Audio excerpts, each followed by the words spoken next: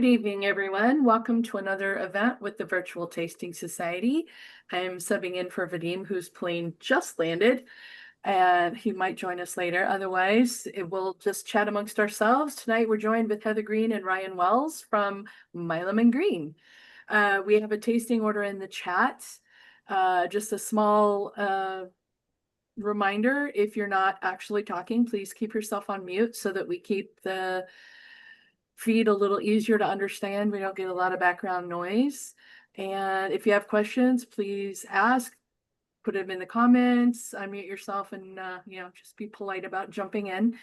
Thank you so much, everyone, for being here tonight. And if you got your kit mailed to you, the glasses showed up after I went to the post office. So please remind me on your next kit. I will try and get it included as soon as I can. We'll figure it out. If you don't order another kit in 30 days and you still want a glass, you're going to have to Venmo Vadim $10 so that I can put it in a box. So there we go. That's it. Merry Christmas. Happy New Year. Heather and Ryan, take it away. Yeah, Ryan, you want to give a little introduction of Milan and Greene real quick, and then I'll go into the tasting? Sure. Yeah, I'd love to. All right. Hey, everybody. I'm Ryan, evangelist for this company. I love this. I love my job a whole lot. If you have not heard of Milam and Green, we are an American whiskey based in Texas. We are in the Hill Country. And Blanco is the city that we operate out of. It's a beautiful distillery. Please come visit us if you come to Texas Hill Country. It's a lovely tasting room, great picnic tables, and beautiful view and amazing whiskey to drink while you're enjoying it. We do distillation in Blanco. We also do some distillation in Bardstown, Kentucky, and we also have. Sorry, my dog just jumped at something. We're good. We also have access to some orphan barrels in Tennessee that we play with in some of our blends, which some of our blended whiskeys, or sorry, not blended whiskey, our blends of whiskeys, which Hmm. you'll get to experience at some point, Tate. We are a team of nerds making whiskey. We love to talk about the science. We love to talk about what climate does to whiskey, which we're going to get into in just a minute here, and really showcase what location and climate can do to the bourbon that you're drinking. We're founded by Marcia Milam, who worked in the music industry for her whole life, so another musician. As we those of us that were here before the start of the recording, we talked a little about music. Marcia fell in love with whiskey and decided to start doing that in her 70s because it's never too late. I think Marcia's the kind of person who can't stop working or she will cease to, which is relatable. I understand. Then she found Heather Greene, who's going to be talking to you in just a few moments, signed on as our master blender. And then Marlene Holmes, our master distiller, joined up after leaving Jim Beam. Marlene just got put in the Whiskey Hall this year, which is pretty cool. She's the first American woman distiller to go in, the 99th person to go in. Pretty cool number to get, just under the 100 mark. But we're here. We got our whole lineup here for you guys to taste today. So it's really exciting. You're going to get to try a lot of great whiskeys. And one of our hallmarks is we make a whiskey for every palate. So you're going to see as we go along this tasting, they all taste very different to each other. They all taste like Milam and Green. We definitely have our imprint and our mark that we make, but these whiskeys all taste completely different from each other. There's a lot of time and care and a lot of nerdiness that goes into it to make it really click and work this way. And I'm so excited to be here with you guys, and I'm so excited to introduce Heather Greene, our incredible master blender, who is going to lead you on this tasting. Heather, you want to jump in? Thanks. Yeah, thanks, Ryan. I love that having like a little intro for us. So, as Ryan said, I'm the master blender of the company. I've been in whiskey for almost 20 years. For those of you you may have read my book, I wrote a book called Whiskey Distilled: A Populist Guide to the Water of Life. That was you have yeah that came was we published that in 2015, and it actually became like now I hear it's a classic. A lot of people it still sells. It was in the New York, shortlisted in the New York Times. Like people still, wow, you guys are gonna laugh. Like some of my recommendations were like, go get a Weller 12 and find out what a weeded bourbon tastes like. We know that the recommendations in there are like a totally different ball game when I wrote that in 2014, and then now a totally different ball game. But the sentiment and the way whiskey is made remains the same, which is really cool. It's just a very historic process and practice, and innovation is at its a tradition is at whiskey's core. And the trick of any distillery now is to be innovative and find something to create a provenance and beauty around what each particular distillery does. And what we do very in particular at Milan and Greene is we really playing with one of the things that really intrigued me after being in whiskey for a long time and writing about it was how climate affects the whiskey. And what you have is the first study. It's the longest first study on how the effects of climate actually affect a bourbon, and then have that be released for people to explore. And then we studied it. We brought some of the samples back to Kentucky to have that studied, and we really looked at the aromatic profiles. And so I really want to talk to you about that, because this was my heart and soul when I first joined Milan and Greene. It was the first thing we did, was say, what exactly does Texas do to whiskey? And how does flavor develop in a cask based on a particular climate? And in our case, beautiful hill country. Everybody's heard of hill country now. Unfortunately, we had some extreme weather a month ago that resulted in some flooding in a river. So right there, we can set the tone and say, okay, we've got some wild weather that actually happens in hill country, and that's part of it. So in 2018, 17, 18, Marlene Holmes and I had the idea.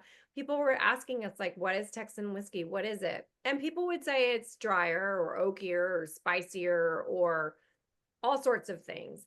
And really, my thing is like, compared to what, right? So it's like, well, it's compared to a Kentucky whiskey. So we're using Kentucky as a benchmark for whiskey in America. Even though whiskey can be made everywhere else, it became the benchmark for whiskey. And that's because historically, that's where most of it ended up being made after Prohibition, as many of you know.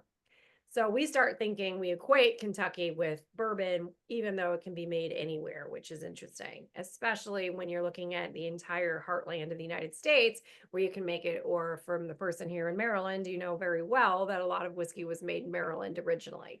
So when we look at a whiskey, I wanted to get deep into what we actually meant by that. So what we did, and we had this idea, compared to what is Texan bourbon then? What is it going to mean to be that? And we had this hypothesis that it was going to actually have a spicier, richer, robust flavor compared to Kentucky.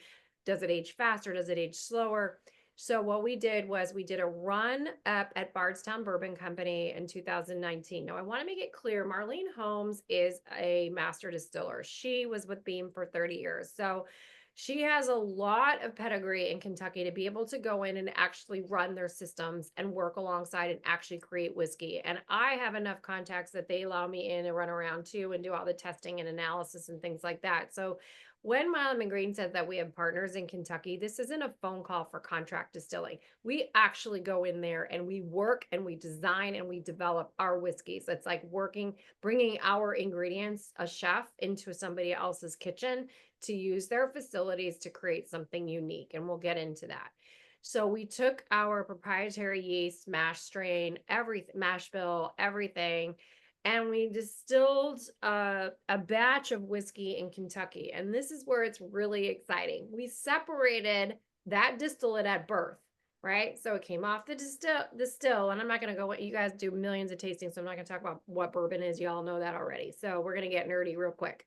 So we separated that whiskey at birth. We left a batch in Kentucky and then immediately brought a batch down to Texas. And we waited 1 year.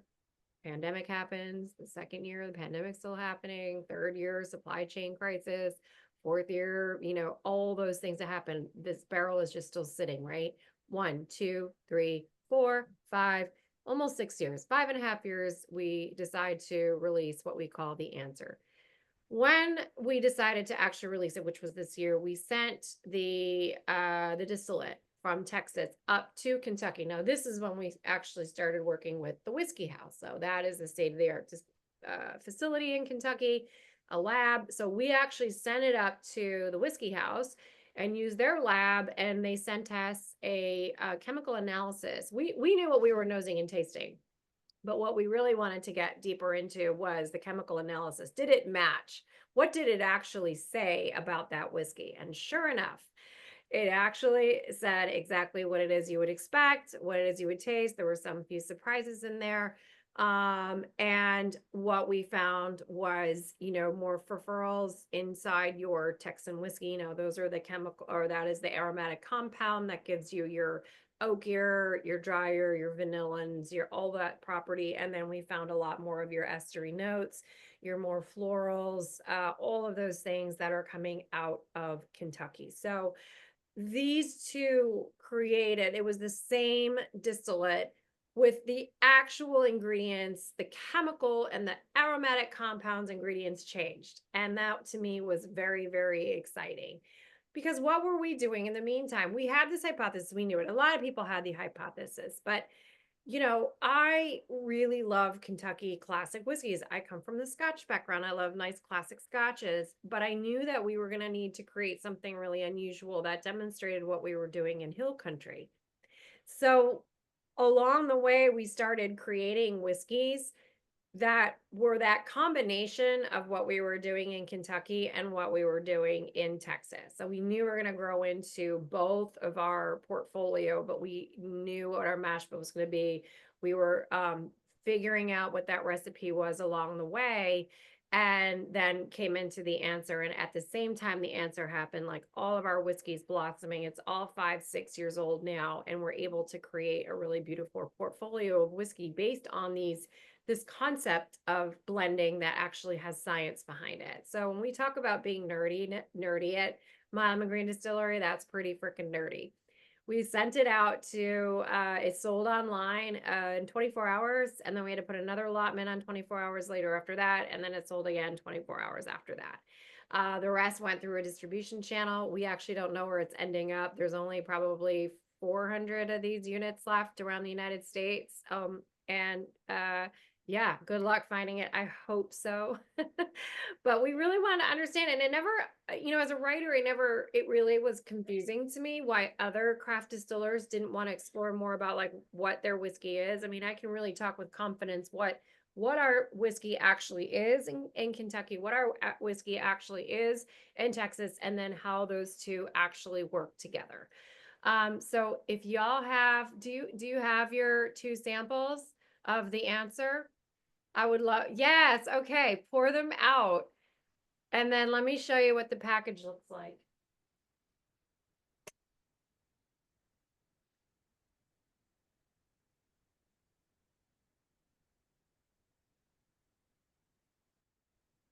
People getting the box out, sorry. It's actually, I don't know, can you see it? Ryan, do you have a better one? I have my thing on blur. I'm staying in. Oh, there he is. He's got it. It comes in a gorgeous box with two 375s. I would have put more in, but the TTB blocked me from putting two full bottles in. So we have two 375s. Oh, there he is. Woohoo! Really beautiful. So these are the two. Thank you for being such a great model. And I love Marilyn Monroe in the background and the dog. Yes. So I'd love They for just, you. Yeah. So if you would kindly, each of you spend a minute nosing as I talk, just nosing the difference, looking at the color, because there is a color difference. Now, with small bottles, sometimes you don't see the color difference as much, but there is. And, when you hold the bottles up, you'll see it. You will see and nose a very different, well, you're all whiskey experts. So, you'll probably really notice right away a difference between the two whiskeys. So go ahead and nose that for me. And then I'd love to just, so that I don't like just talk through the whole thing, let me know your thoughts. So let's go. Nose it, taste it. What do you think? And yeah, I love the nerdiness of this this is my passion now as a CEO. It's really, I also am the acting CEO. So this is a big joy for me to talk about whiskey as opposed to getting inside spreadsheets. It's Admin. interesting, the Kentucky has a slightly earthier nose, and the I Texas find that a little too. floral. Grainier, earthy, and floral. That is something I get as well. Butterscotch on Texas and oak on the Kentucky. Interesting. Okay, what else do you all get? And then go ahead and taste. I would love for you guys to taste it. Someone says the Texas tastes better. You know, it's interesting that you say that. What a lot of people like the Kentucky distillate, but aged in Texas. And we're going to start pulling for years later. We're going to start bringing barrels down to age more and to do that kind of combo because that just, it creates a gorgeous whiskey. Very beautiful whiskey that belies its age, actually. So it becomes, at that point, if you take the Kentucky distillate and you age it in Texas, what we found is by 3 or 4, that whiskey's, it almost mimics like a Kentucky 8-year-old whiskey, which is really interesting. So it's that combo of the distillate there. Nutty notes on the Kentucky, almost like peanut butter. Oh, interesting. So nuttiness. The Kentucky. Texas drinks lower ABV than Kentucky. Wow, that's so interesting. The Texas is a much higher ABV. It's 50, let's see if I remember correctly, it's 58.65 ABV in the Texas and just a 54 on Kentucky. So quite different. The Kentucky, I'm Interesting getting a difference little in bit. fruit. Yeah, and some people say that, like the Texas is a little is different. The Kentucky, I'm getting a little more of a grassy note, but the I'm definitely getting a hotter note in Texas, but it's sweeter at the end. So it's interesting the difference. Interesting. Yeah, so what we did find was your florals, your grass, your grains come forward in a Kentucky at a 4 and a 5-year-old whiskey. And I think that's what you would find when you go out and you get a 4 and a 5-year-old Kentucky whiskey. You're getting your grain, you're getting more of those kind of notes. And in a whiskey, a Kentucky whiskey 9, 10, 8, 9, 10, you start getting more of the oak that overlays into it.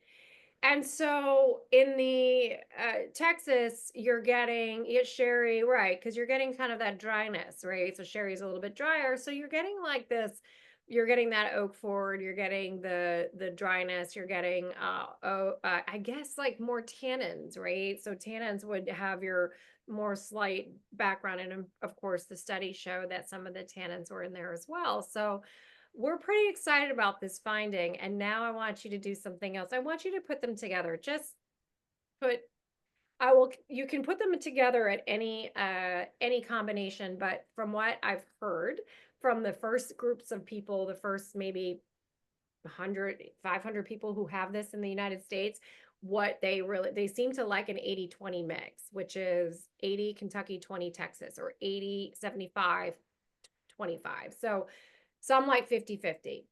But now you get to start to see when you have this in your hand and you blend, you start to see what Milan and Greene is about. You get to see it too. And then we take that even further because we're not just using the same still. So in this experiment, we're really identifying the taste differential between the Kentucky and the Texas, but with the same still. But Milan Greene does that, but then we take it a step further and we also do it with stills, which will even take that Texas to another level of spicy, of oak, of all that in Texas. So we start creating our whiskey portfolio based on the concept that your aging is going to act differently in these two places. And then you add the stills on top of it and becomes even more. So there, if you like it, I like it together. That's my whole, that's what I do. And that is the art of blending. And I like to tell people blending is just the icing on the cake, right? You have to do this. If you're a great blender and you're a good distillery that blends whiskey, you have to know what the casks are in the first place. So I have to get on my soapbox here when people talk about, oh, the magic of blending and all that kind of stuff. It's like, it's kind of easy to blend. I've done it for other companies when the barrels are already fantastic. It's like going into a garden with gorgeous flowers and I said, go make me a bouquet. It's going to look pretty good. But the farmer who created that beautiful garden over years and years and years and nurtured it and watered it and, made sure it was disease free, or all the things you do to create something, rose gardens over time, it's that combination of really understanding what it is you're creating mixed with the beautiful end point, which is that bouquet, literally. That's where the challenge is. So when you hear like, oh, great master blender, find out like how far back are you in charge of your barrels actually? Because that's really, our team fostered these barrels for many years before creating something cool. So some of you really like, so people see, everyone likes the blend. I'm totally into the blend as well. And that brings us into what I was really excited about was what the answer did was really show already what we were doing in our whiskeys. And I had to wait all those years to really get the result that we wanted that was dramatic enough to show you guys. And so I'm really excited about it. I'll find out if you join our at the end of this, and I'll get it to Vadim. Give me your email address so I can get you on our what we call our ampersand society. And I have just created with my nephew, who's like a little genius whiz at tech, and he's figured out exactly what stores have it in the United States. So he was able recently, or he's about to get what stores are going to have it, so I can let you know. And it's just really fun. So the next thing is, so you have this underpinning of what Milan Greene is about, and now I want you to taste our core item, which is the triple cask. So now you're going to see our core item, a lot of heart and soul into it. And what the core item of the triple cask is our Texan distillate, but made out of our pot stills. So it's even spicier and it's even more robust than the Texas that you tasted. It is a blend of that with our Kentucky distillate. And then I find, and this is where I do actually source a bit of very, very old whiskey to give it that finish. So go ahead and taste your triple cask, and you can start to see how these things come together. I proved that it's 97, and I really, or 94, excuse me. Why am I blanking out on that proof? Ryan, what's the proof of the triple cask? It's 94. It's 94. I was like, wait, 97, 94. So the 94, actually all of the rye is also 94. We blind proofed everything, and we blind proofed all of that, and that's how it just happened that way. So what I want you to do is go ahead and taste the triple cask, and you can start seeing then, now after you've tried the answer, you start seeing that kind of thing come to life in a larger scalable product. So you see it, the difference of it, of course, is that it is our 100% grain to glass Texan distillate from the 900-gallon pot still we have in Blanco, Texas. I'm going to stop here to see if you have any questions and if you've tasted the triple cask and what you thought. Did it taste a little like the blend that you just had?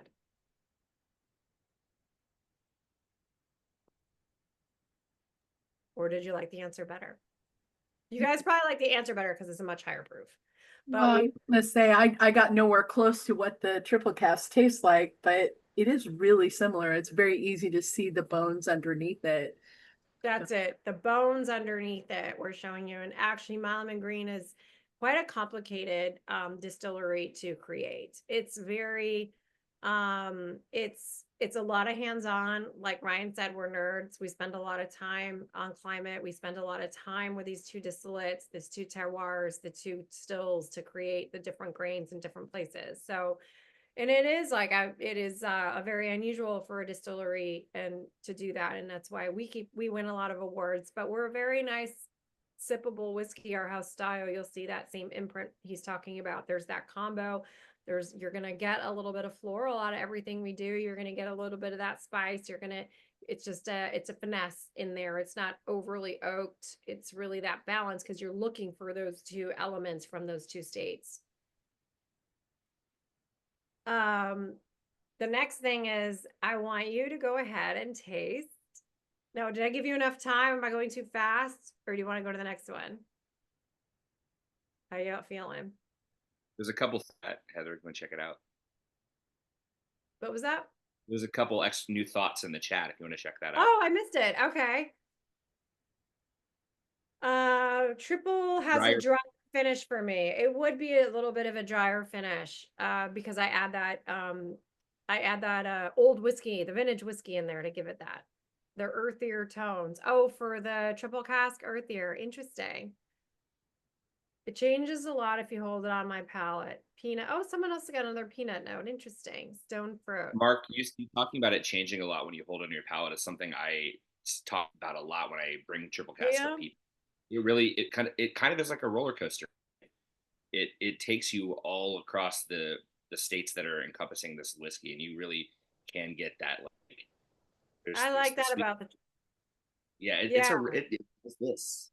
I know. Especially. I love that about the triple cask. It's really just this. And I think in the whiskey industry, a lot of people have lost that ability to taste a lot of those layers and the finesse because we're so used to this like over oaked, like aged, dry, big. And I love that too, but it's like it's almost like always drinking a big, rich California Cabernet dinner and night after night after night after night. And sometimes you just want like a nice Sauvignon Blanc, or you want something in wine, you want something a little different. And that's what we try to do with Milan and Greene, is offer that sippable, beautiful whiskey that has that complexity, as opposed to But their.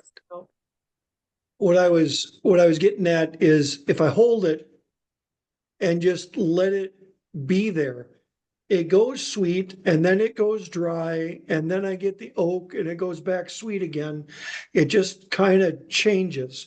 And that's fun. It's not just a one note, have a sip, nice bourbon, let's move on. It's not that. Thank you, Mark. That means a lot. That's what we going for. Absolutely.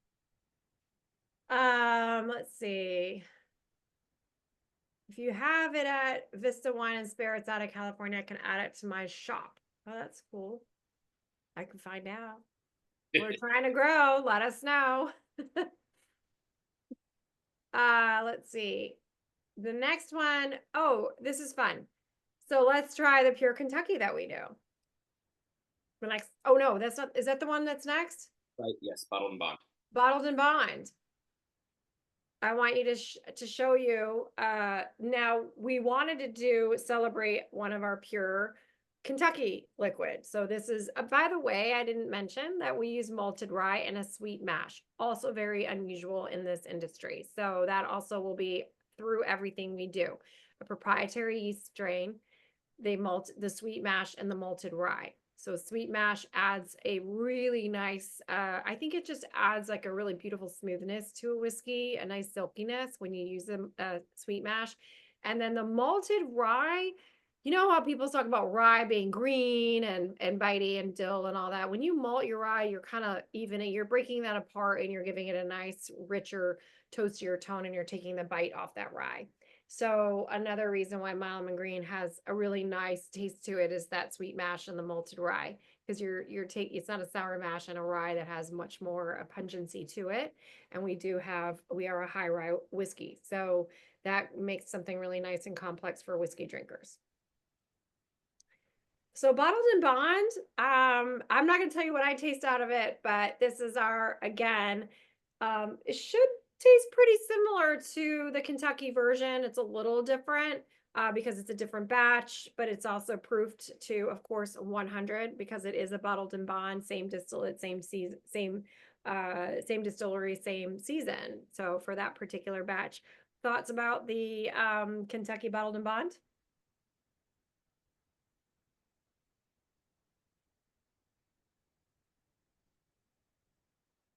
As someone who's not a rye fan, the malted rye is much, yeah. So definitely, yeah, definitely very smooth. So I like to showcase the bottles and bond because what we're really doing is really showcasing what we do in Kentucky at its purest level. And there's a lot of people who just love a Kentucky whiskey. They just want to say, "Hey, what are you guys doing in Kentucky?" And there it is. And then, but most of what we do is we screw around with that Kentucky whiskey, quite frankly. And we take it and we're like at our state, we're like, no, it's not good enough. We're going to put our stamp all over it. I do like this expression. This is a lot of people's favorite because they just love a good classic Kentucky bourbon whiskey. And that's what this one is. It's my favorite. Is Love this it? one. Oh, you like the bottle. See, you're born and raised in Look at Kentucky. my bottle. This is my personal bottle, and it's like it goes down. I didn't know that about you. And you have access to all of it. I know. It's just that's what my likes. I call it breakfast bourbon because it Yeah. gives me pancakes and syrup. I know a lot of people who really love that one as well. You know, it's the one I don't get to run around and put my stamp all over, but I do love it. Well, I mean, I did because we created the whole thing, but I Yeah. don't blend much to it. I just wanted to say how much I actually love your bottles. Thank you. Just the packaging. And for some reason, as I was pouring them, every bottle I looked at, I'm like, why are these so cool? I love the shape. They're just so interesting. Plus, everything that's in it is so good. So I'm like, I'm super pleased with the bottle. So I know that's nerdier than we normally get, but I love packaging. I love packaging. I am working on, well, I'm going to tell you about, you guys will be some of the first to know about a new project, about something big coming up at the end of August. So I like this.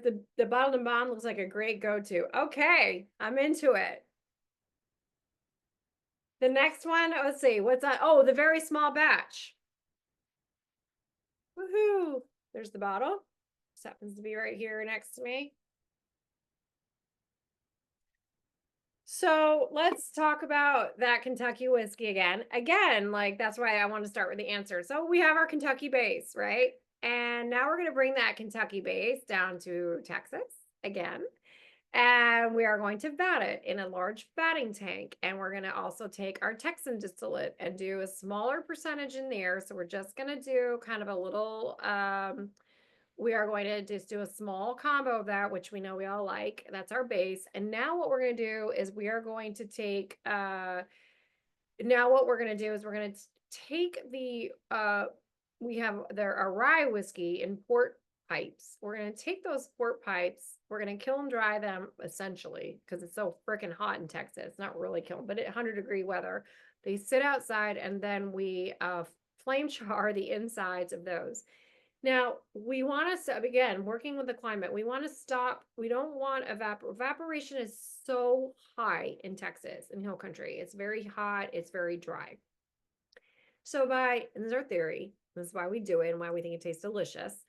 So we're going to take those two, the distillate, so our Kentucky and our Texas, we're going to put it in a vatting tank. And we're going to put those, we tie those staves, those charred old French oak barrels into a stave like a tea bag, and we put it into the vatting tank and we close it. Now, why do we do that? We could have just put them in the port barrels again, right? For a quote unquote finish in a traditional way, but we don't do that. We don't want the high evaporation rates and we don't want the weather at that point to affect it. And we know from our studies how much it can affect it quite dramatically, especially if we have like a run of 100-degree weather. So by putting the staves in and just closing the lid, we can stop the evaporation and we can get this beautiful French oak overlay that I think adds this like sweet marshmallow, a little bit of rose and floral. And then we only can do 20 barrels at a time. So when people are like, what is very small batch? I'm like, well, very small batch is like just 20 barrels at a time. We can only release it 20 barrels at a time, a couple times a year. And we release it. So this is your Kentucky distillate with your Texan distillate, putting into a vatting tank. You're going to hold it there. You're going to put those French oak staves in it. You're going to let it seep so that there's no evaporation. You're going to close off the environment to it. So that we can hold that, not have evaporation or too much of that French oak in there. We don't want any more extra aging. It's perfect as is. You just tasted the answer. You know that. We don't want more aging on it.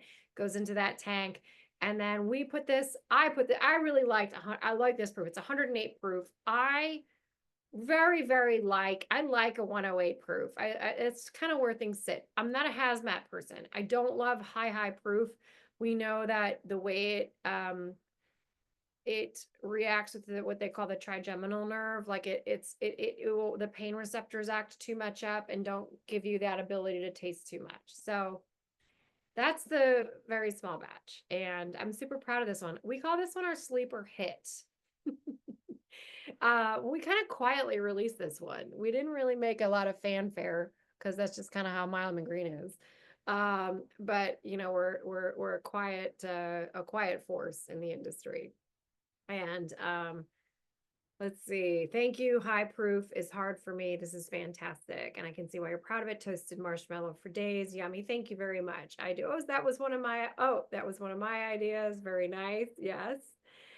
So, you know, the whole idea of this very small batch is to be able to, again, we're manipulating how hot the environment is, using the recycle barrels, using the heat of Texas to dry those barrels, working with, you know, one of the interesting things about us down in hill country is, despite the fact that you heard a lot about a lot of rain, what had everybody by surprise is that there's an incredible amount of drought. It just took everyone by surprise because it's been, the lakes are, you know, this full, and there's, I don't have to tell you, you're in California, you know that. It's like, it's a problem.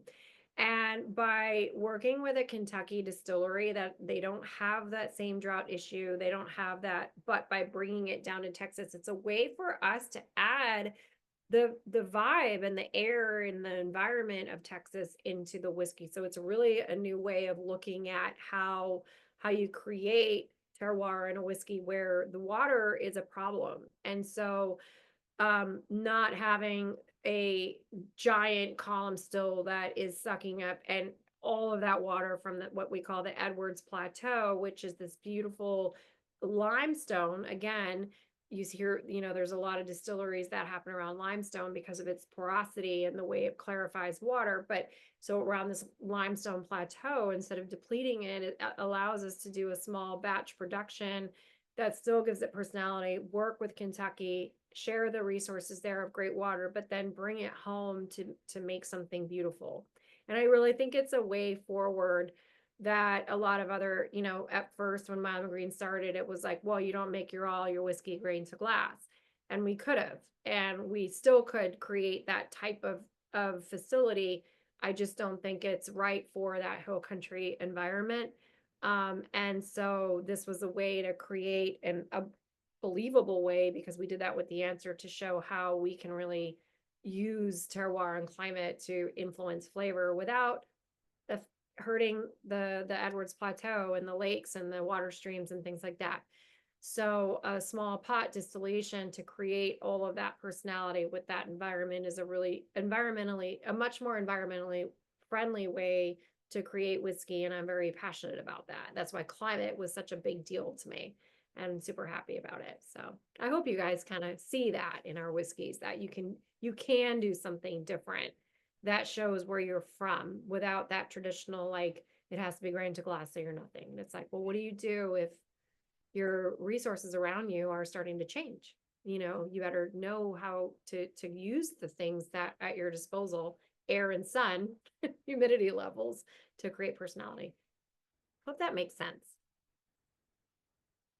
But something I'm passionate about. So let's see.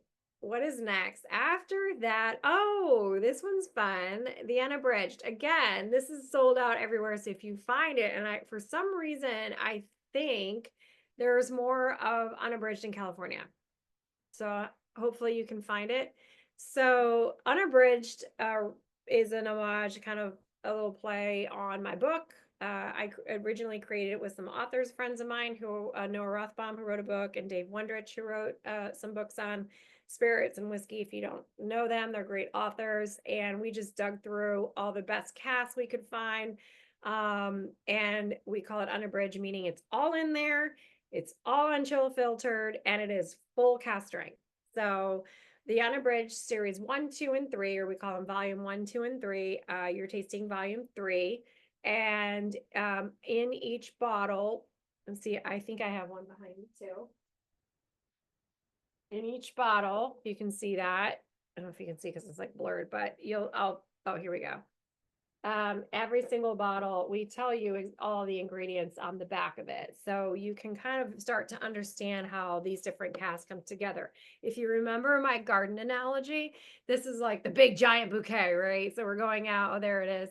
So we're going out and we're getting every single flower in the garden and we're being crazy with it. So you're going to see our Kentucky bourbon, our malted rye influence, all of it's our malted rye influence, old barrels. And then we have some older barrels that I was able to kind of treasure hunt, some orphan barrels that are very old. Now, you know, I'm younger than 10 years old, not me personally, obviously, but the distillery is younger than 10. So we need to find barrels that are very, very old.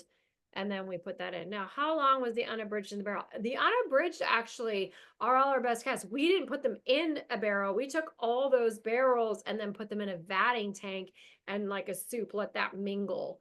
And then we had 2 vatting tanks. We're so small, actually. It's a good question. We had 2 vatting tanks and we had pipes between the 2, kind of circulating them so that there was a good mingling of all the different barrels. There were 39 casks in the one that you're drinking. And then it's just all cask strength. That got on Fred Minnick's, like, I think top 25 whiskey in the top. We had 2 whiskeys in his top 25, which was, I think, the only distillery, or there's only one other whiskey. It was this one, and I think Castle Hill, which is sold out everywhere. So the whiskey geeks are kind of really beginning to understand us and collect us. So how did you decide to do it that way?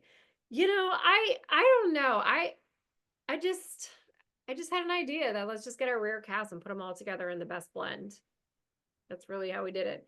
I also wanted something cask strength. There was a lot of customer askings for, there are some, just like some people like lower proof, some people really like high proof. And I also, what I find interesting about this, of course, is the art of the blend and how we make whiskeys. It doesn't come across as 119 proof. It's almost 120 proof. Does not read like that, which I find really fascinating. And that comes from the way we create barrels. Smoothest so far. Well, you're already like 5 whiskeys in now. That's why. So, but it is quite smooth. It's very silky. There's a richness there. You know, if there's something magic in this, and I wish I could tell you why a lot of people say that about this product. It is smooth. It's very rich. It has a really nice viscosity to it. I think it's the combination of just the young and the old done in the right way to have, again, just like that triple cast, those beautiful layers that kind of go in and out without over oaking. So, you know, a lot of companies don't dare put really old whiskeys in with young, and we're fine with it. And I think that's why it's unusual and why you don't taste that often. It's just something that we want to do. And to be honest, it makes a great whiskey. One of the reasons why other distilleries, and I've worked with almost a million different distilleries, big companies too, they don't like to put young with old because you have to, the age statement is, of course, whatever the youngest is in the bottle. And so they're afraid to put, they feel like it's wasting money to put old whiskey in with young whiskey, and because they feel like they can't charge a premium for it. And their old whiskey is now going to be devalued because you have to put like 4 years old, even though there's old whiskey in it. And that is partly true. Customers are going to look at something and say, 4-year-old whiskey, if you want to put an age statement on it. And if you don't want to put an age statement on it, customers often will say, well, there's no age statement. It must be, what are you trying to hide? So it's a damn if you are, damn if you don't. But for me, I was like, you know what? I want to make the great whiskey, the best whiskey possible. And the consequence of that is I don't get to put an age statement on there because the youngest whiskey in here is 4. But there's a hell of a lot of very, very old whiskey to create that big, complex character. And I just really wanted to do it. And that's why you don't taste a whiskey like this that often, because it's not, a lot of companies would say it's not profitable to do it, quite frankly. Because you want to put all your old whiskeys in, you want to take your old barrels and say it's 10 years old and charge more money for it, or at least just say it's 10 and everybody's like, ooh, it's 10. Does that necessarily mean it's better than this? Not necessarily. Actually, this tastes to me better than a lot of 10-year-old whiskeys I have or have had, because you're adding you're mellowing it out with some of that complexity of that beautiful like Texan distillate that's younger, or in that Kentucky vanilla-ness, that vanilla notes that happen around 4 or 5 that can be, and florals that can be masked over time. So that's a little bit about this one too. I think it's really great. So, the quality of this, I think, is exceptional. I think it's hard to explain to whiskey fans and how we did it and why we did it. Our whiskeys take time to understand. Like Ryan said, I keep going back to that nerdiness and the quality and how we want to do things. Could I have just released it all as a 10 and called it a day? It's a very easy story to say, I have a 10-year-old whiskey. Taste how complex it is and amazing. Yeah, we all get that. We've all tasted it a million times. It's what people understand and what it's a very easy to grasp. So when you're adding these younger whiskeys, it's very non-traditional, but it actually, I think, tastes better. And you saw that in the answer, because when you have 2 different styles, it just creates a better, it's like in anything, it's like a cocktail or like a beautiful meal you're making. You want ingredients to enhance each other. So shush, don't tell it, everyone. You can say, I don't know, again, on our website, it'll be soon. I don't know how much of this is left. If you guys, again, just let me know if it's something you want to purchase or tell people about. And actually, if you buy our whiskeys, we donate our proceeds of our bottles to Hill Country Flood Relief right now, but also we're very big on charities of environment. So keep in touch with us on that. Super cool. I want to make, What was Heather, I want that? to make sure you see the comment that somebody made that says, thank you for focusing on quality and not necessarily marketing. Oh, thanks. Can you call my investors and tell them that? Well, let us know. We'll flood them. I was So- going to say, is this something that you plan on continuing to do in the future, like more editions of the Unabridged? I would like to. My first, I'll be honest with you. The first thing I want to do is connect you guys are aware of how the 3-tier system works in the United States. My first thing to do is to try to connect the people who want it with the ones that are kind of hovering in these random stores out there. Because this one is still out, and then I want to get that out and then put the new volume 4 out. So I need to figure out, it's very hard to get that information from the distribution channel. So right now we're just located exactly where in the United States. There's probably like 400 of them left in stores all over the US, right? So I need to like get those out so that I get shelf space and then get a new thing out. Or I'll just put it online because it's easier to find it online in a lot of ways. But yes. It's a popular item. And this year we're going to do a holiday gift box too. Which will be good. Any questions? Ooh, holiday gift box. We love those. I know. Me too. That's super fun. Mm-hmm. So that'll be this year. So then we have the port finished rye. So you've tasted sort of a piece of this in the very small batch, because when we're done, when the port pipes are coming in from Portugal. So this whiskey is, oh my God, this rye is amazing. Again, this is the only one, the primary ingredient, the first ingredient, excuse me, that is an MGP rye. I do not make rye, nor do I plan on making it. However, I do, like I said, in true Milan and Greene fashion, we're not just going to like slap some label on it and get it out the door. So how do we use this? This is where actually the birth of a lot of our ideas came from, because we brought these port pipes. I'd been working in Scotland for a long time, and my favorite, one of my absolute favorite brands is Balvenie Portwood 21. I'm super crazy about it. And a friend that I worked with was like, hey, let's bring some port pipes over from Portugal and see what happens in the Texas sun with MGP rye. I'm like, that's insane. Those are 2 really wild, very strong factors, right? So in Balvenie, Portwood, Balvenie is a Scotch. It's aged 21 years in that temperate climate. It's already mellow and beautiful, and you put in a port pipe and it's mellow. Scottish weather, it's not going to age crazy. It's almost like the exact opposite in Texas. You take this crazy wild rye and then put port pipes in this Texan weather. So, you know, I guess I thought it would take like 6 months to add flavor, but it took like 3 weeks. And Marlene Holmes, who's our distiller, called me on the phone. She's like, we need to take this rye out already. Like, it's too much. Like, it's too much. So we did that, and sure enough, it was. So we put it in a vatting tank. Then we refilled that same port pipe, did it again. Now it's a little bit longer, and then we were able to vat that on top of the original, and then it's vatting it longer, which is our first one right now. The third time we're using that same port pipe in that hot Texan sun. Now we're like at a month, and then we could finally kind of mellow all that out to create the flavor that we actually really liked. So this is a really hands-on product. The barrels are going to be in those, the whiskey's going to be in those barrels from like anywhere from, you know, a month to 4 or 5, depending on the time of year and also how many times we've used the port pipes. And then, of course, now you know when we're done with the port pipes, they go boom outside and they dry in the Texan sun and the 100-degree heat, dry out, and then they become part of the very small batch staves, the tea stave. So we try to recycle that as much as we can. So the port finish dry, it ends up having this, the port pipes give it this very kind of chocolatey, dark cherry, almond overlay. It's very sexy. It makes the most gorgeous Manhattan and old fashioned.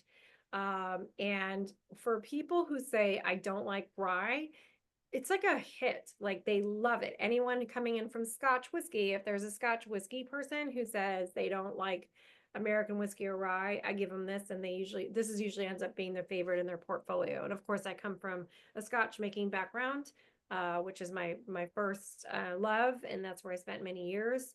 That is a big influence on this product. So if anyone has it, it's beautiful with a dark Luxardo cherry and a peel of grapefruit. I mean, there's just a lot of really nice ways you can enhance this whiskey very simply, very beautifully, for a night like on the porch or your patio or something, which is great. I also like the test for that too. How do you like it, Ryan? Oh, I'd like to add that, especially right now in the summertime in the heat, something I found accidentally because I was making daiquiris with a little fat rum bottle. I forget what it was called. That's kind of the El Dorado 12. I was making daiquiris with El Dorado 12, and I was entertaining some friends, and I reached for the El Dorado and grabbed the port wine rye instead. And mid pour, realized what I was pouring and just rolled with it and kept making daiquiris, and it was the hit of the night. It did a classic daiquiri build on this with this rye. If you want something summery and bright and something nice, just fresh lime juice, turbinado sugar. It's perfect. It's great. It's so versatile, which is impressive considering that it's, you know, people hear rye and they're like, they have their opinions right away. Yeah. But I'm telling you, classic daiquiri build on this in the sun, it's perfect. That sounds awesome. That sounds so awesome. I'm not a rye fan. I don't like the grain at all. And everybody's going to laugh. I mean, this was I think, one of the first ryes that I actually didn't actively hate.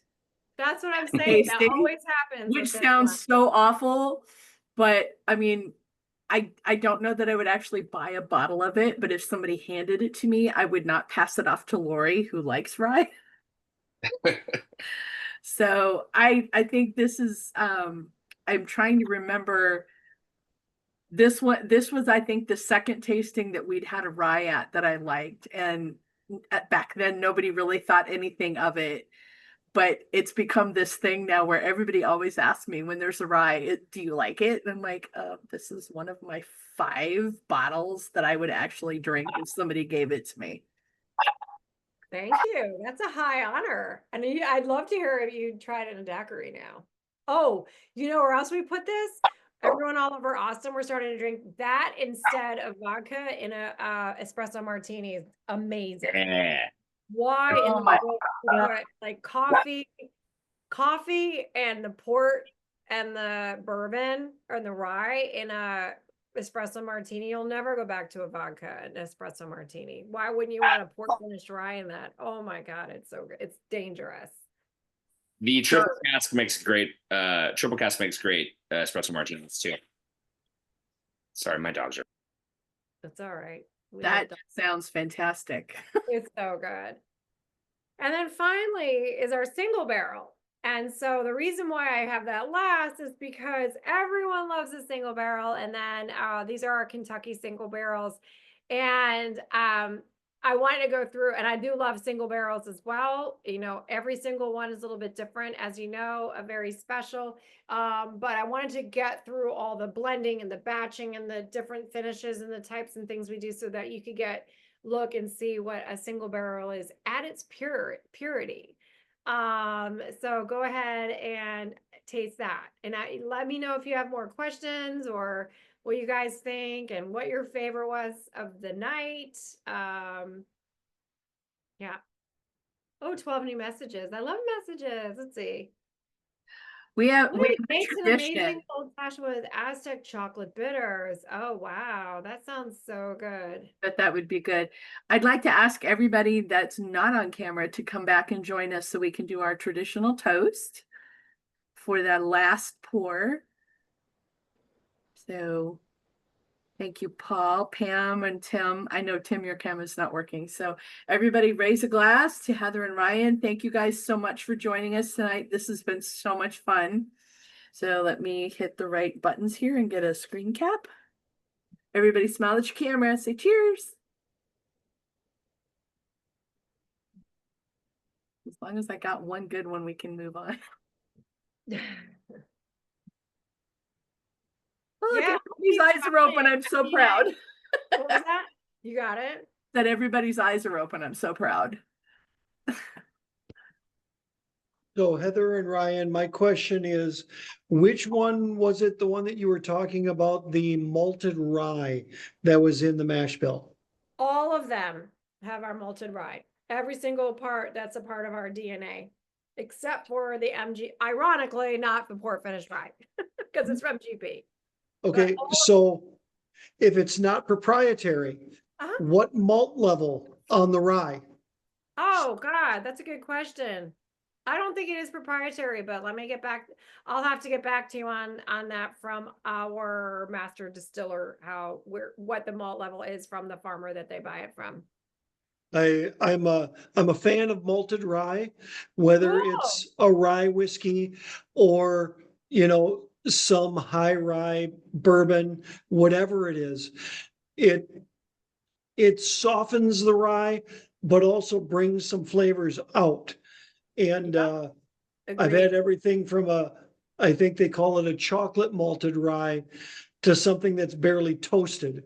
And it's a fun range of flavors that comes out of the rye. Yep. I love malted rye. I think it takes our whiskey and adds it an elegance, a nice finesse to it. Doesn't have a bite to it. Any other questions? I have a question. Please. I know that Texas has been struggling with the weather this Yes. year. How much do you think that's going to affect the batches that are coming along? I don't think it will right now. I think that we've always had this extreme weather.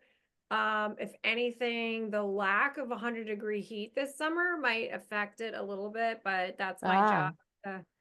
That's my job to kind of keep track of that, and have enough of our different styles to create that consistency in everything we do. But it is definitely a challenge, Lori. That's no doubt. Oh, I bet. Yeah. Everywhere. Yep. Yeah. So here going super nerdy on you. Atmospheric pressure changes.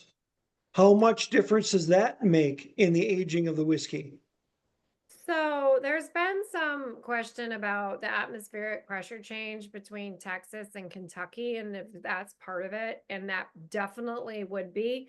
I've never tested it though.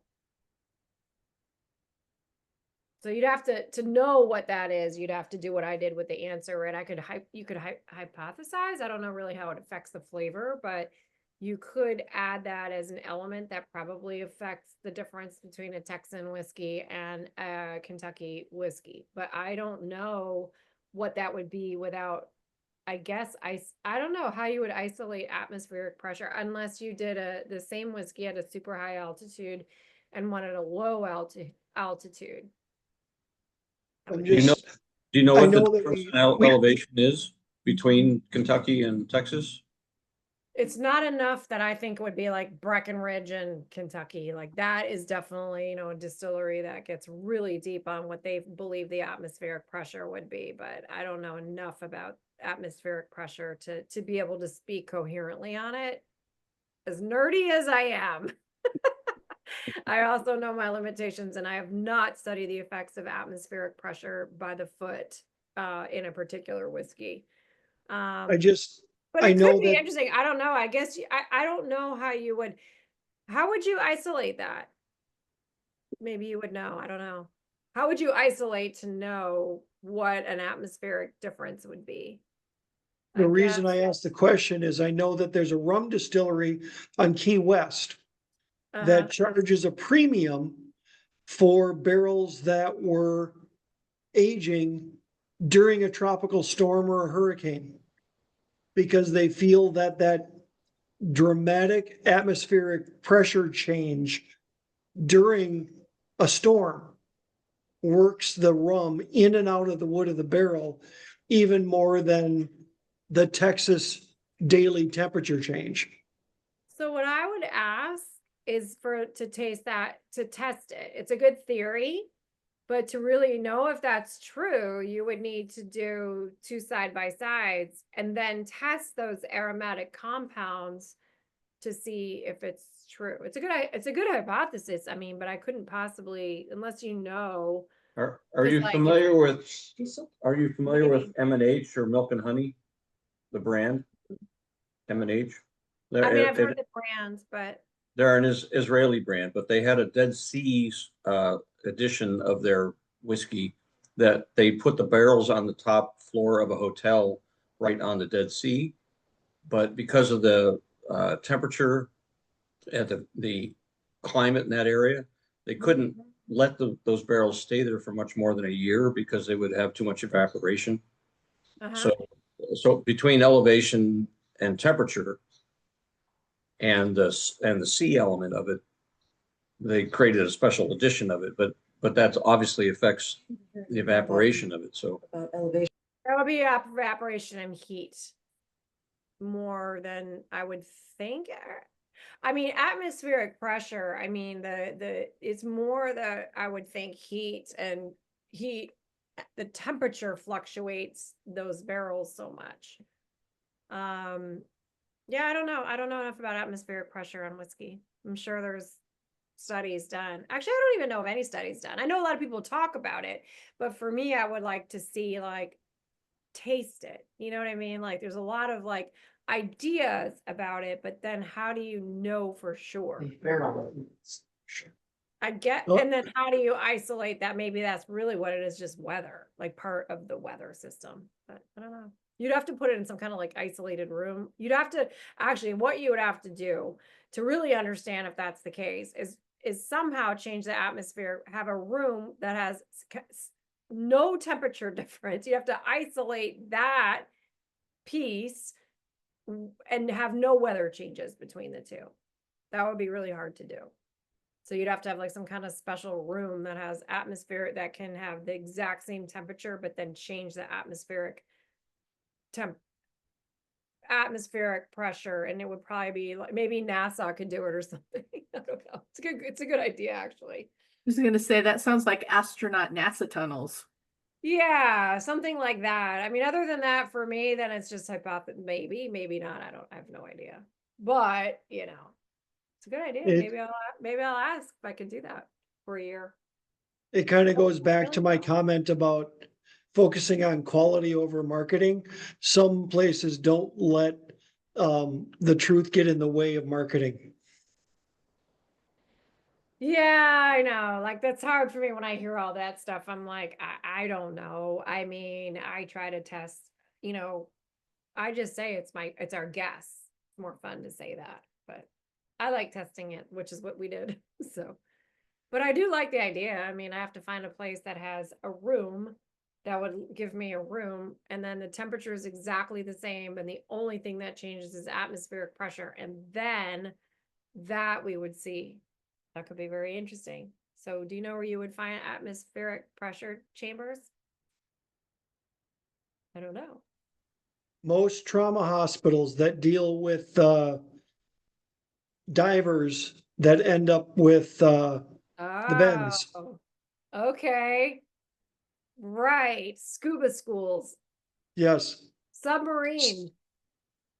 So sorry if I'm dominating this, but my wife and I have been lucky enough. We've been to Blanco, we've been to the tasting room. We visited the other two distilleries in town. Are you still in the same location? Yes, we're still in that tiny little How long are we there? It might have been before or after we expanded. It was 2022, I think. Oh, okay. So since you've been there, we've built more warehouses and a larger facility. Okay. And totally different tasting room now. So it's bigger than you saw it. You saw when it was really tiny. Now it's just tiny. Well, we especially after tonight, we need to get back down to the hill country. All the distilleries down there, we're fans. We like Texas whiskey. We like what the Texas heat does to it. Thank And you. I like to think of Hill Country as the champagne of whiskeys. You heard it here first, folks. I just made that up right now. I love it. I love it. Mm-hmm. In the US. How about that? So I actually put a couple of polls up. I Oh, I love polls. Where are want to they? see if you can guess the answers. The first one I asked everyone is, which answer did you think was correct? Kentucky or Texas? Or the blend. Or well, Kentucky. Let's see. I didn't know about the blend, so I only asked them about Kentucky or Texas. Oh, that's good too. What do you guys think? So I know what everybody picked. What do you think? Texas. I'm gonna guess Texas. Yeah. I don't know. I don't know. And you would be right. Even though Wow, that's so cool. there are a couple of people that have multiple on their Zoom, so there would be a couple of extra people on Kentucky, but Texas more than overtook the extra couple of people that couldn't vote. So Wow. Okay. I like that, that. I thought that was interesting. I don't get to vote. I would have voted for Kentucky, but Okay. just Whoa. me. I liked Kentucky. I liked the Texas too, but you know, it's just how it goes. And then I also did a poll Hey, for, we make both, so I don't. I know, both I'm are like, whiskeys. there's plenty to go around. Yeah, we Yeah. make both, so I'm happy. So I also did a favorite of the night. Ooh. So this one's a little more interesting because it's everything. So there's 8 possibilities. Do you want to take a guess on what was the favorite? Okay. I would say I'm gonna guess unabridged. Ryan? I think Ryan might be frozen again. He's frozen on a nice smile though. It's I know, usually mine is like the stupidest face I ever. know. It's like it could be his like resume photo. Okay, there you go. All right. Well, hopefully he can share his answer when he comes back. So Unabridged took it by 1 vote. Really? Oh wow, very small batch tonight. It's nice. Really It's like tough. it's a nice spread. It wasn't everything, but it was really close. So Wow, that is so interesting. Yeah, you guys have like higher proof and some of the rare stuff. That's great. yeah, we're a little crazy on that. So, but Yeah, well, I thought that was interesting. those are, it's interesting because those are the first whiskeys we kind of explored and tried because I'm a whiskey geek too. And then as we progressed, we started making whiskey for more other folks too, because some people, and this is what's really exciting, is we're coming out with a new whiskey. So keep your eyes out, and it's going to be our first whiskey at $34.99. So we know what the economy's doing.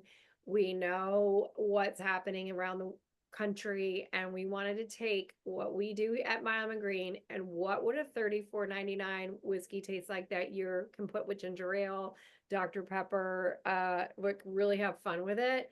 And that will be, I won't tell you more about it, but it's coming out in just a month. So, and proceeds of that will go to Hill Country Conservancy and environmental places. It's going to be a big deal.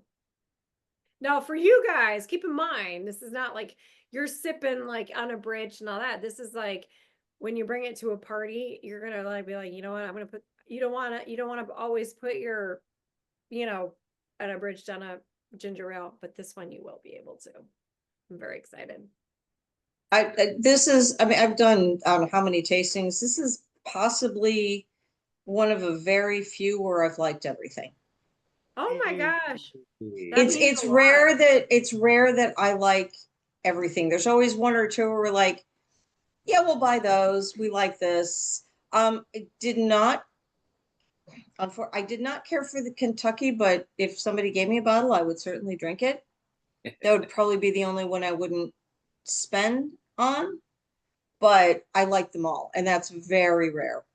Wow, that means a lot. Well, the way I think about it is like I try to make a whiskey for every palate. So like when I meet someone who's like I didn't like any of them, I find it odd because I try to. There's a Kentucky whiskey in there for people who like that. There's the rye. It's still within our house style, but there's just such an array of flavor. That's really what blending is about in these climates and the stills. And when you use them in a really great way, you can create flavors for people, and there's something in there for everybody. And it's a hard story for us to explain because like people are, oh, you just source it. I'm like, no, it's not like that. Like, oh, you just contract. I'm like, you're just calling these people. Like, no, it's not really like that either. Like, we're doing all sorts of different things. So that's a high compliment. Thank you. So how long have you been? So you've been in Blanco for what? So how long before you had your first whiskey? So you never sourced. When I came down, there was some whiskey that they had been experimenting with already. So right out the gate, I was able to make the triple cask. But it's been your juice since the beginning. There's never been sourcing. We sort in the triple cask. They're sourcing in that vintage whiskey. Okay. At the very beginning, yeah, we had to source in the triple cask some of the, so, I said it's like 3 different ages. Well, we source the MGP rye. Okay. Yeah. That's sourced, and we'll always source a rye. Well, that's not Okay. true. We started making our own rye as well. But in general, I'm fine with sourcing the rye from MGP. They do a great job. But the trick is to put our own stamp on that. And then early on with the triple cask. So when you want to create a whiskey portfolio and you have to grow into it. So I had to go around and take all sorts of whiskeys from around the world to know a little bit about what I wanted it to eventually taste like. So we had to source and then create it with our own whiskey. We always had our own whiskey in the triple cask from our distillery in Blanco. And so then I had to source the other ones based on what I wanted it to grow into. And then I created what I thought those were pieces that I knew I would grow in and have them on my own eventually. Kind of like Michter's did the same thing early on. So if you like Michter's, it was very similar. Like they knew what they wanted in their head, and they went out and found the closest thing to that, and then created whiskey to emulate the blend that they kind of what they wanted over time. It's kind of like hard to explain. Like if you're just good at whiskey making, or you're baking and you tasted a chocolate chip cookie you love or something, and you kind of like, oh, you know what? I know what they're doing here. I know it's probably a bitter chocolate. I know it's this, but I'm going to add this and this. And then you start going out and making it. It takes time to do it. It's kind of like that. And you have an idea. I hope that answers the question. I really like the answer in Texas. Can we get that anywhere close to us? Yes. So Ryan just gave I you the just- answer, and I'm not trying to just be a shameless promotion. So our whiskeys are kind of hard to find and get because they do sell it. What happens is they sell out online really fast. And as I said, they end up in stores. And I don't know who buys them. And people tell me, like, I've kind of like early on with Pappy, it's like, I found it in some like gas station in the middle of nowhere. It's like they can end up there. So I'll have a contact, and we are going to be sharing in the next couple of weeks where you can actually find the rest of the unabridged and the answer. Also, if people want Castle Hill, there's still some Castle Hill in Houston, and I know where those places are. So if we want we're going to talk about that later. I can help you. I can help Yeah. with that as well. There's still So Castle people Hill who here. join I'm our gonna- list will have access to that data that we'll release and the other issue is that, like, publicly we're not supposed to drive people to certain stores, but if you join our society, we can kind of share, like, oh, we know where these rare bottles ended up, you can go and get them or call them and have them sent, but we can't like say it publicly, I guess. I'm gonna interject real quick and ask. I don't know if you saw my text earlier. Hi, Heather, how are you? It's good to see you. Hi, nice to see you. So I opened up a whiskey shop for my podcast about 2 weeks ago, and we do carry your stuff, and we're through Vista Wine and Spirits down in Vista, California. And we have over 550 SKUs. So I just wanted to know if you guys are sending anything else out to Vista Wine and Spirits, because I would love to promote any of the fun, new, exciting. Well, so we send it to Southern. So it'll Okay. be up to Vista to call Southern and say, or you to say, we're trying to get these. Okay. Because like once we sell them to Southern, we don't have control of where they put it. Got it. All right. Yeah. We'll talk So to- we'll the talk way Southern. you would find it is to call them and say, can you request the answer? No, I do think, Ryan, do you think, did California get allocation of the answer? I don't remember if that's allocated. They should have. They should have It's an allocated product. I just don't remember. allocated. I know that not every state got it for sure. We'll have But to again, I'll have to go back to our sales. Yeah. Well, anytime you guys have anything new, let me know. I would be happy Okay, to Carrie. request it and put it, through to the shop Can and you email or Vadim and just get it to us, and I'll like, put you in with our salespeople in California sure. and help you get what you need. Perfect. Thanks, Heather. It's good to see you. Yeah, nice to see you too. Any other questions? So for those of you, just let me know. Or you know what, you can also do Heather at provisionspirits.com. Just tell me what your email is and I'll just forward it and I'll put you on the list. That tells you the allocated either way. Heather at provisionspirits.com. Is that, I just gave you my personal email, whatever. Okay. There's not that many of you on the phone. It's many people. You'll be fine. Huh? I don't care. You'll be fine. You'll be I'll okay. be like, yeah, put this guy on the list. He wants to know where the rare whiskeys are. If they wanted to find us, it wouldn't be that hard to guess what our email is, probably. So Yeah, that's true. our first name at. True. Absolutely true. So we would love to include you all on that. Again, I wish I knew we did learn to keep more when we sell it online, it's very easy. I'm like, go get it online. But then of course I don't know where they end up. I know that I guess you can't go online and find the answer. I don't know where it ended up, like I said. So we'll get that out. Oh, and that's the other thing. If you want to join the ampersand, you can just go straight to the website. If you want to bypass all that, it looks like Mark just joined. So you can just go on the website too. And there's not that many people on it yet. So you'll get Why did you call it the ampersand? I love that. That's adorable, but why? Milan and Greene. That's what I connect figured. everything together. I love it. Thank you. We need to do a follow-up interview, by the way. All right. I'm into it. Like it's about connection. It's about all of us together. It's the Milan and Greene. Marlene calls herself the ampersands or master distiller. She's the ampersand that holds it all together.